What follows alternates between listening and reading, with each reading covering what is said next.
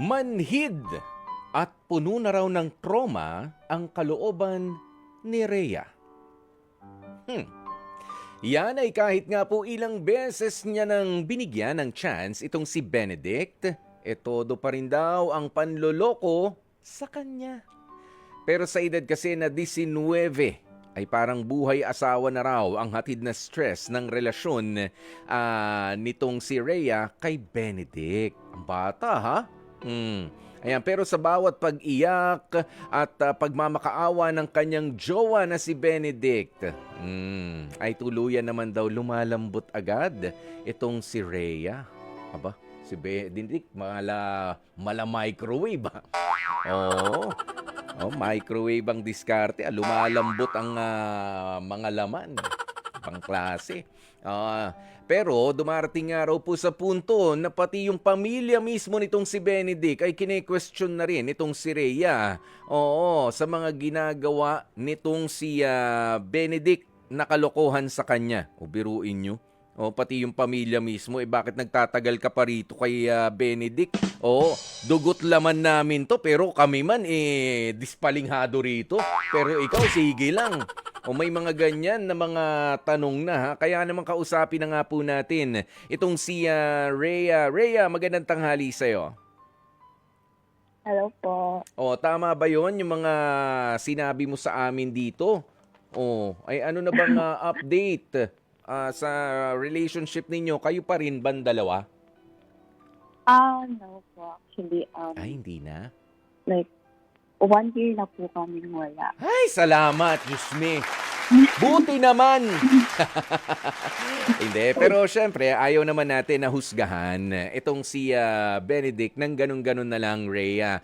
Pero dahil nga dyan sa experience mong yan, sabi mo at 19 years old, ay para bang namumroblema kang may asawa na, parang misis na namumroblema, pati yung pamilya nitong si Benedict ay nagtataka na sa'yo. O bakit ba nagtsatsaga ka dito kay Benedict? Ikwento mo nga sa amin, ano ba yung mga naranasan mo noon kay Benedict para matuto rin ang marami sa mga nanonood at mga nakikinig sa atin? Kasi po,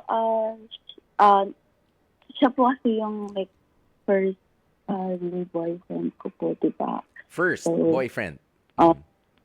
yes. Mm-mm. So like, before, kaya po, bigay ako ng chance kasi akala ko po wala nang ibang guy na like, yung tatanggap sa akin, gano'n. Bakit? Pangit ka ba? Hindi. Hindi, diretsahan tanong na. Hindi ka ba nagagandahan sa itsura mo? Hindi ka ba attractive? 'Di ba? Ganun ba? Nakakasulasok ba ang itsura mo? I mean, 'di ba, Rhea? Hindi. Para isipin 'yun. Hindi naman po. Mm. Before po kasi, takot po kasi talaga akong like makipag-meet up, gano'n. Mm. And parang siya lang po yung kinita ko talaga, gano'n. Okay. Ayan, pero nandun na nga tayo at dala na rin ng kabataan natatakot na maiwanan ni first boyfriend. Kasi nga, siguro ang nasa mindset mo noon, yung tatanggapin ko sa puso mo, o sa puso ko, siya na rin sana. 'Di ba? Hanggang sa huli. Yes po. Oo, masakit sa tenga yun ha. Galit ka sa akin ha. Tinatanong lang naman kita kanina eh. Ano yung tumunog, Rhea? Sakit ha? Rhea? Parang tunog microwave yun ha. Mukhang nandyan si ano. Sigurado ka bang wala dyan si Benedict na mala microwave kung magpalambot ng puso? Wala na ako, nasa province. Nasa probinsya na. Okay, sige, balik na nga tayo doon sa mga naranasan mo sa kamay nitong si Benedict. Naging ano ba siya? Naging physical ba sa pananakit sa'yo? O ano ba yung klase ng mga panloloko na ginawa niya noon? Kailan ba? Anong edad ka nung nag-umpisa yung relationship ninyo? 19 years old? Yes, 19 po. Okay, 19 years old. Yeah, before po, okay naman po. Like, nung wala pa akong nalalaman din. Kasi nung una po, like, magaling po siyang magtago eh. Siyempre, like, nung first pa lang na nag-start yung relationship namin. So, may tiwala ako. So, okay, kung saan siya pumunta, go, gano'n. And then, ayun, nung may nalalaman na po ako, ayun, pag kinakonfront ko po, ayun nga po, nag-protect siya. Tapos parang nung umabot ng isang taon yung relationship namin, umabot sa point na, ayun, physical niya po akong Oo. nasasaktan. Ganun, parang Napagbuhatan na ng kamay. physical. Mm. Yes, ayun po. And nahuhuli ko, kasi po yung guy is party boy. Mm. So, ayun, parang, since 19 po ako and 20 siya, ganun. So, di ba, sa guy, parang kasagsagan yon gano'n. Babae at Like, lalaki, basta ganyang edad, medyo nag-explore pa yan sa mundo. Oo, nabibigyan na ng ayun po. konting luwag ng mga magulang, 'di ba? Kaya ganyan. Mapababae naman yan, mapalalaki. Ikaw lang, Rhea, hindi ka Oh, sumasama sa mga paglabas-labas ni Benedict noon bilang but, girlfriend. before po, like, sinasabi niya na sumama ko, gano'n. Pero, Mm. strict po kasi yung parents ko. Mhm. Bale, yung nung 19 po ako, bahay at school lang talaga. And gusto ko man na sumama sa pag-bar niya, kaso, ayun nga po, bawal po ako. So, Mm. kaya pag po siya, like, nanghihingi lang ako ng update, ganun. And then, Mm. biglang, pinapublic ko po yung update, pinopost ko sa TikTok yung relationship namin. So, parang may nakakakilala na sa amin. Tapos parang, biglang may magme-message sa akin na dump account na, yung boyfriend mo, may sinasayaw dito sa bar, gano'n. Aha. So, Sandali. la- Oo. Kilalang tao ba yung boyfriend mo? Para makita yon? ah, hindi naman po, pero parang yung mga followers ko, parang, syempre, since lagi ko pong pinopost, Mm. parang familiar na sa kanila yung boyfriend ko. Okay. Mm. Oo, so Ayun po. ganyan. Pero kahit limited time, alam naman sa family nyo na ikaw ay in a relationship with Benedict. Yes po, alam Mm. naman, pero, Mm. kahit alam po ng parang, inaano din ako nila na wag masyadong makipagkita ganun sa boyfriend ko. Like, Mhm. mag-focus daw ako sa school ko. Yes. Oo. At gaano nga katagal yung relationship ninyo from 19 years old ka hanggang From 19 to 20 po. Oo. Bali, tumagal po ng O isang taon na gano'n. Sabi mo nga may nakakita na niloloko ka or kasayaw lang naman? Kasayaw lang ba talaga? ah O ka-date na, ah, ka-holding ano, hands na? naghahalikan na po sila. Ngek! Talaga? Oh, nakikita mo, may pinapakita mga pictures kasi 'di ba sa social media Yes. ngayon, nung panahon kasi namin text lang, ang hirap paniwalaan. 'Di ba? Text lang. Tapos sa mga video noon, medyo maiiklit tsaka maipapasa mo lang ang mga video noon, mga 30 seconder, ganyan, 15 seconds lang, Bluetooth. Pagka minalas-malas ka pa, mapangit yung connection ng Bluetooth, di mo pa makukuha. Ganoon noon. Pero ngayon, mabilis na ang pasa ng impormasyon. So, ibig Yes. sabihin, yung pagloloko ng boyfriend mo ay nakuhanan ng video, supported ito, at ipinadadala sa'yo. At malinaw na siya Yes. yun. Yes po. Hindi kaya kasabwat niya naman yung nagpapadala sa'yo para sirain talaga yung relationship ninyo. Hindi naman po kasi, like, yung sa video po, very clear talaga. Very clear. Sa video po na Oh. na pinapadala, Yeah. ikit po talaga siya. Pero nakilala mo pa talaga ba yung taong iyon? Kasi baka galing lang rin sa circle of friends ninyo na concerned, kuno. Hindi po. I mean, yung taong po yun is, sabi niya, matagal niya daw po akong mutual na sa social media. And then, nakikita niya daw lagi yung post ko na very sweet kami, gano'n. Okay. Ah, Oo. na- Yeah. Dinidyo na lang niya kasi akala niya po is okay yung guy. Mm-mm. And then nagkikip po pala. Oo. Yung pala merong umorder pala ng kuhol doon sa bar. Oo, may may sinusup-sup na kuhol doon. Oh, na hindi yung girlfriend. Okay. Ayan, pero bukod doon, so nung mga panahon na yan, ang madalas na pinanggagalingan ng mga pag-aawayan ninyo ay dahil nga maloko pa itong si Benedict sa pakikipagrelasyon. Yes. Hindi siya talaga loyal sa at hindi lang ito nangyari na once sa isang tao, marami rin bang iba pa? Yes, sobrang dami po. Ay, As in, sobrang dami. sobrang dami ka ha. Iba-ibang babae? Ha? Yes, iba-iba pong babae. Like, sa bar, sa chat, gano'n.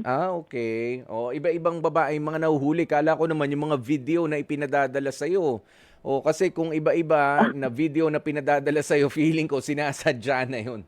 Feeling ko, sadya na yun kapag ka ganun. At gusto ka na niyang hiwalayan. Pero sa pagtatapos ng inyong relationship, bago nakarating doon, nagtataka na rin yung pamilya nitong si Benedict. Bakit nga ba nagtsatsaga ka daw doon sa anak nila? Pasaway bang anak ito, si Benedict? Hindi naman po. Actually, family-oriented siya. And then, open naman po kasi ako sa kanya about sa ginagawa. Ganon. And then, sinasabi ko po na niloko po yung anak na ganon. And then, sinasabi ko niya, bakit ka pa kasi mag-i-stay? Ganon. Alam mo naman palang niloloko ka. Ganon po. No. So, concerned din sila sa'yo, Iha. Yeah. Oo, mag-aral na lang muna. Tigilan na yung pakikipagrelasyon na yan. At hindi naman sila nagkamali. Yes po, kasi bukod po kasi sa cheating na ginagawa niya is may problem din po ako about sa yung pag kunyari nagde-date na po kami doon. Parang ako po yung man in a relationship simula po nung first date namin. Laging Ako po yung laging gumagastos? Yes, sa Tama ba mga yan? date Ay, po na. first date, ikaw agad ang gumastos? Yes, Sino, opo. sino ba nanligaw? Siya. Yes po. Noon Bale, nanlili... Okay, sige, go. parang ako po that time, like, parang ayoko din na, like, yung ako yung nililibre, gano'n. Pero never, parang, nung first date po kasi namin, hindi po siya nag-insist. So sabi ko, sige, ako na lang tuloy yung sasagot kasi hindi naman insist. Maintindihan ko na. Maintindihan ko naman kasi, Rhea, no? Kung, kasi ang mga pera ninyo ay galing pa sa mga magulang ninyo kung nag-aaral pa kayo. Tama? Di ba? But time po is may ipon po ako noon kasi before po ako mag-aral is trabaho po ako. So, But still, saving. but still, syempre, sabi mo nga before, hindi mo na malolocate, pero sinusuportahan ka pa rin ng mga magulang mo, tama? Yes po. Oo, yun. 'Di ba? Pwede namang itong si Benedict, wala bang mapagkukunan talaga o masyado siyang gwapo para kuhanan mo ng kilig na kilig ka rin talaga sa kanya sa first date ninyo? Parang, ayun po, sa allowance lang din po kasi din sa kumukuha. Ganun. So sa first date ninyo, hindi man lang siya nag-ipon. Kasi ako naalala ko nung nagyaya ako ng date, tansyado, talagang ilang linggo kong inipon yun. Ilang linggo kong inipon-ipon at tinipid-tipid. Oo, para magkalakas ng loob ka makipag-date. Pero ito, wala. Hindi naman nanlibre. First date. At sino nagyaya ng first date? Wala. Si Rhea ba o si Benedict? Siya po. Siya. Hindi date yun. Nagpalibre. Nagpalibre kapag ka ganun. Okay. Ibang klase rin ha. Pero sabi mo nga simula noon ay ikaw na ang gumagastos at hindi na siya nag-i-initiate na dumukot naman sa bulsa. Wala naman akong problema kung kung sino ang gagastos, pero at least 50-50 at mas maganda kung sino nagaya. Ikaw ang taya, 'di ba? Para mas maayos yung mga ganyan. So Rhea, ikaw talaga since day one?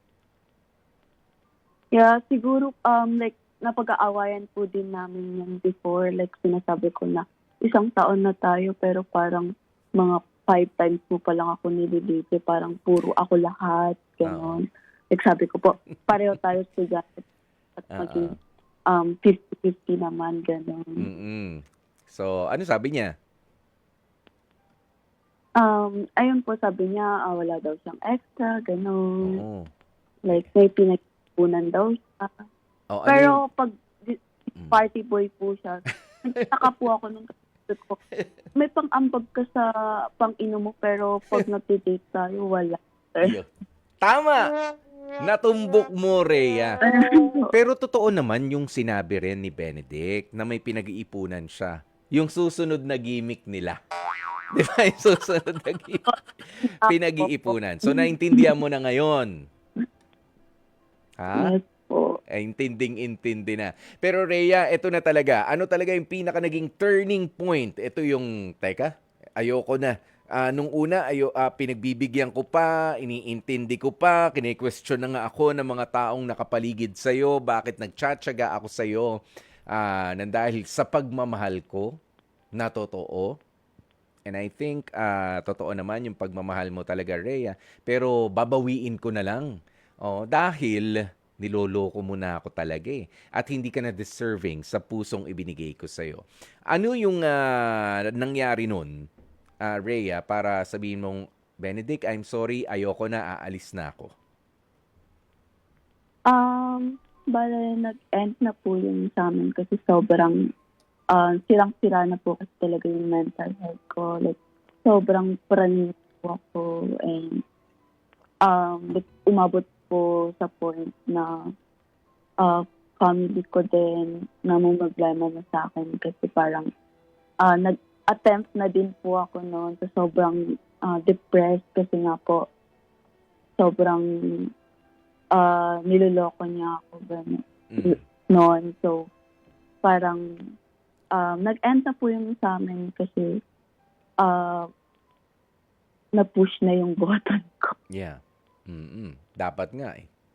Dapat nga mas maaga pa. Na na-push yung eject button na yun. Diba?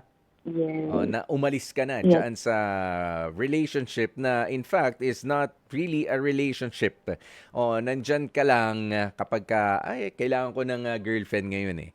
Kailangan ko na ma-flaunt sa social media ng girlfriend. Pero kapag gigimik ako, kapag gusto ko mag-enjoy, doon na lang ako maghahanap. Walang girlfriend, single, iba. Di ba? May mga ganoon. Ayan. Pero ngayon naman, Rhea, dahil sa nangyaring yan, mas nalaman mo ba ang halaga mo? Mas nalaman mo ba at naramdaman mo ba ngayon ang worth mo? Yes po. Like, I learned that sometimes losing someone is exactly how you find your worth. And now, like, nasa Manila na po ako and I will never settle for less again. Ayan. Yun ang tama. Yes. Diba? Nung una, maari nga dahil sa bata pa, first boyfriend, natatakot na, special sa akin to first eh. 'Di ba? Nga lang kapag ganyan naman traumatic nga yung experiences na ibinigay sa iyo ng first boyfriend, okay lang 'yan. Na mawala. At 'yan din para sa mga kabataan mga nakikinig ngayon, na katulad nitong si Rhea, 'di ba? Huwag niyong ititrain ang inyong mga sarili at ang inyong mga puso na maging martir. Sa pag-ibig. Lalo na isang malaking insulto, hindi lamang sa iyo, kundi sa mga magulang na nagpapaaral sa inyo na magtanga-tangahang kayo sa inyong mga pinapasok na pakikipag-boyfriend at pakikipag-girlfriend. Mahal ko po eh. Pero kapag hindi pa talaga seryoso na pumasok sa isang pakikipagrelasyon, wag na rin muna makipagrelasyon. Sa mga katulad ni Benedict, 'di ba? Gusto mo pa maglaro ka muna. Kung gusto mo, mag-ikot-ikot ka muna dyan. Pero kung hindi ka mapipirmi sa nakatulad nitong si Rhea, pwede ka pa rin namang maging masaya. Pwede pa rin naman lumabas-labas kasama ang barkada, di ba? Pero kailangan yung commitment. Hindi lang naman yan kapag ka nakaharap yung partner natin. Kahit pa nga lalo nakatalikod, dapat yung commitment na sinasabi natin yan ay totoong-totoo at pinangahawakan natin. 'Di ba? Tama 'yon, Rhea? Yes po. Oh, tama 'yun kasi pagka sinabi mong no, magagalit ako sa iyo. Oh, hindi ka pa rin pala natuto. Oh, ngayon ba ay open ka na para pumasok sa isang panibagong pakikipagrelasyon, Rhea, or pahinga muna? For me, ngayon kung open po ba ako? Yes, but this time, I know my worth and boundaries na, and then, like, if love,